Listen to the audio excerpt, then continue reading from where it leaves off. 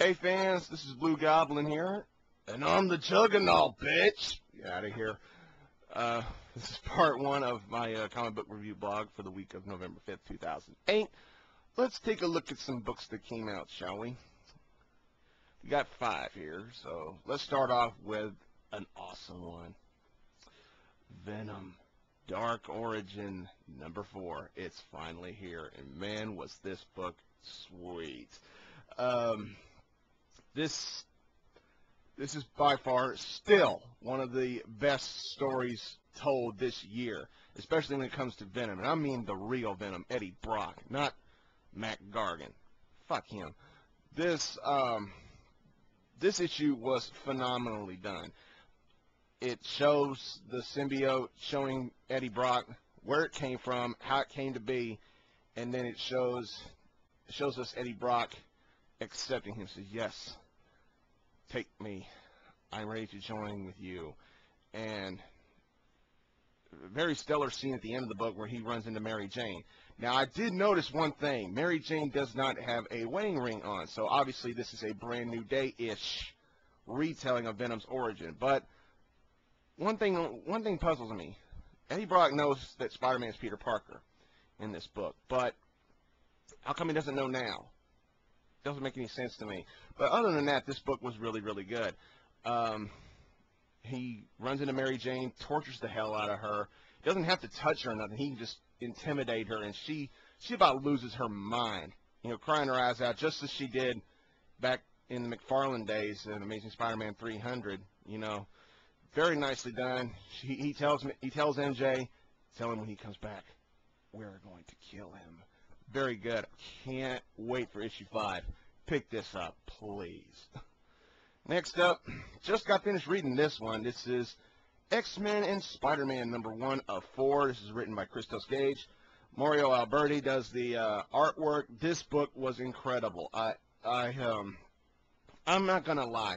I had little expectations for this. I thought, because it's the classic X-Men. It's the original X-Men lineup with Cyclops, Beast, Iceman, Angel, and Marvel Girl. You know, Jean Grey with Spider-Man. And I got to be honest with you, I didn't have high expectations for this, but once I read this book, those low expectations just shot up. This was very nicely done. The X-Men team up with Spider-Man because they're looking for Spider-Man because Kraven makes an announcement to the world that he believes that Spider-Man is a mutant.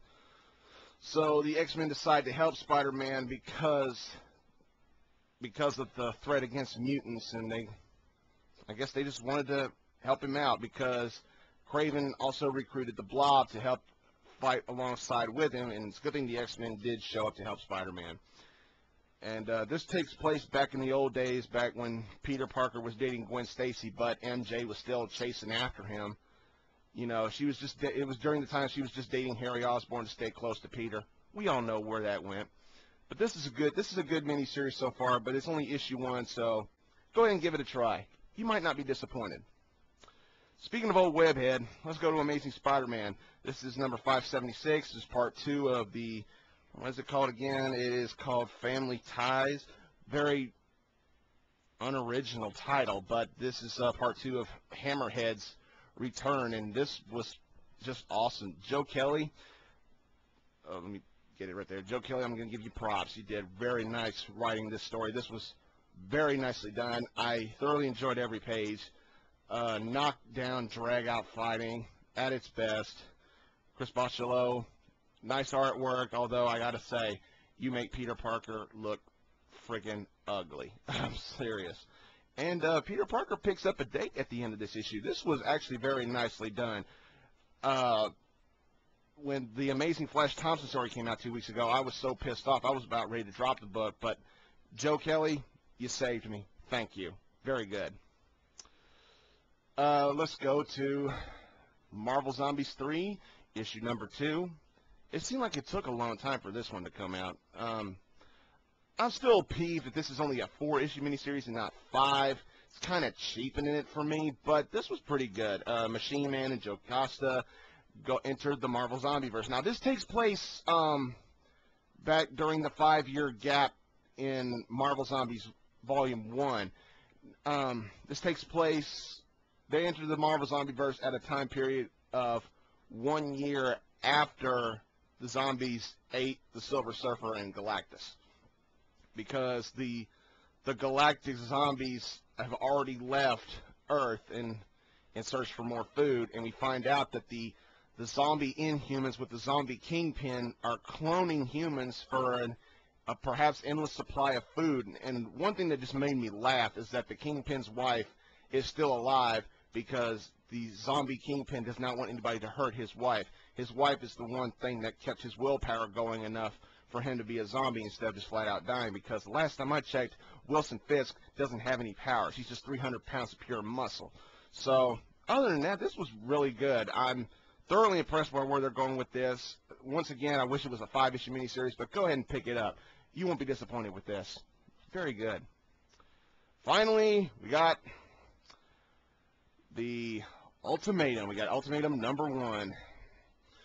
I didn't really know what to expect from this before I started reading. A big flood breaks out in New York. It affects the X-Men, the Fantastic Four, and Spider-Man.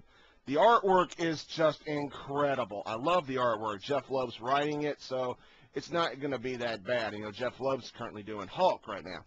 And he's also going to be working with Tim Sale on Captain America White, which I'm looking forward to, Marvel. Put that out, please. Ultimatum #1 was okay. It wasn't perfect, but it was really well done.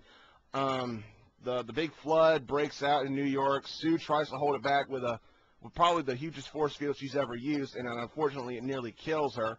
I think they said that 3 of the X-Men have died. I want to say they say that Allison Dazzler, that's who it is, and it even affects Latveria with a huge freeze. Nightcrawler, the Beast, and Dazzler. Charles Xavier says they died in the big flood. So he sends out a telepathic message to every hero in New York saying he knows who's doing it, and it's none other than Magneto. You know, for what they've done. They killed his children, so everybody must pay the ultimate price. But when the Great Flood happened, Reed Richards thought Namor was responsible, and Namor says he had nothing to do with it. So everybody now is going to be focusing on Magneto. I can't wait to see where they're going with this. Who's going to keep the bucket, and which Ultimate book's going to end up being canceled? And I already know it's not going to be Ultimate Spider-Man, so my guess is on Ultimate Fantastic Four. That's my guess. I might be wrong, then again, I might be right. Post a comment and let me know what you think is going to happen in Ultimatum. That is if you read the Ultimate books. But go ahead and pick this up.